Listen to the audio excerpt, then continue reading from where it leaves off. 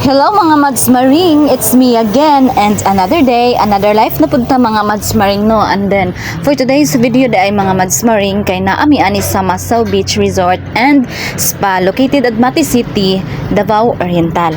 So barato lang kaayo ang ilahang entrance fee diri ang mga Mads Maring no, kay 30 pesos lang ang entrance fee. So duha mi kabuok 60 pesos lang ang amo ang nabayad. Wala namin nagkuha og cottage kay kami ra man duha, and then wala pud mi dala nga mga pagkaon kay bag naman amo ang dala nga naisulod nga mga sinina. So nahanyo ra man pud ang cashier, giingnan namo nga kanang dili lang may mag-cottage kay kanang wala man gud pud mi dala, and then dili pud mi magdugay diri kay kami ra bayang duha no, kay ang ako ara man jung tuyo diri kay mo tan-aw ra pud ko gud og unsay porma aning Massaw Beach Resort. So dili pud mi magdugay kay you know nami kabalo na mo sa swito sa akin.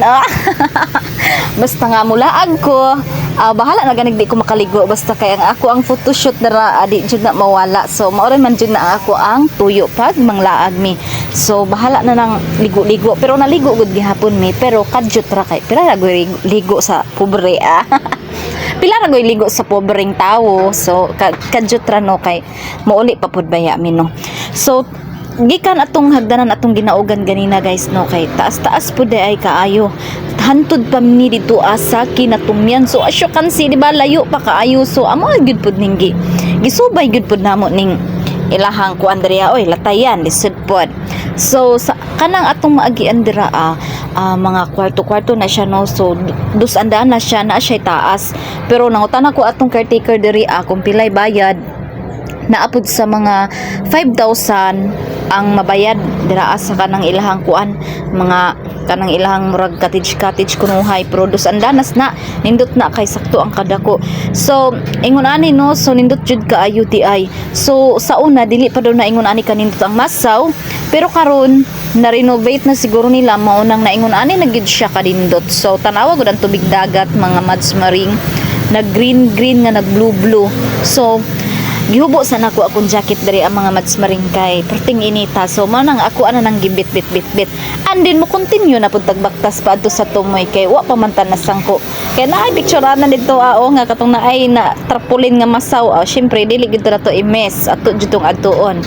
So ingon ani ang ilahang palibot no mga Mads Maring kanang diri sa Pikaside, murag bukid, puro ra bukid ang imuhang makita, murag wala na laing beach.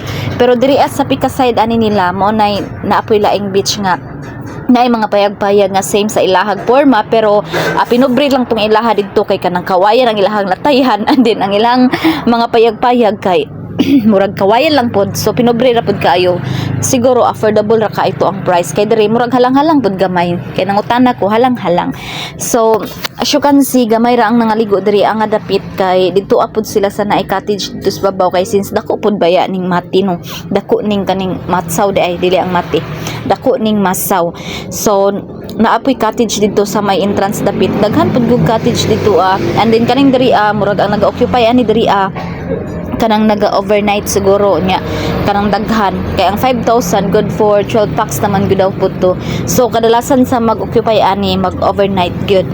And then naa gid ta diri sa may kinatumoy-tumoy. So mao ning ako ang giingon ganina no, nga naay kanang murag kanang kuan ba kanang tarpaulin nga naa dyan nakabutang nga Massaw Beach Resort and Spa, Massaw View day, Massaw View Resort and Spa. So syempre magkuan na punta dira magpasubaso na punta diba, palagpason pa ba nato na charis.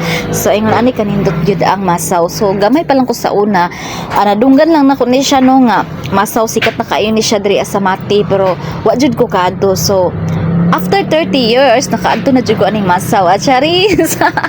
So bitaw guys nga bata pa ko sa una, ang taga-amo nagaligo diri magpakyaw gid og sakyanan, mag-help sila kay daghan sila, and then ako igo ra gyud taon ko makapaminaw makadungog. So wala po ko mag-expect nga makaadto ko diri since nga nagsabot ping duha nga manglaag mi.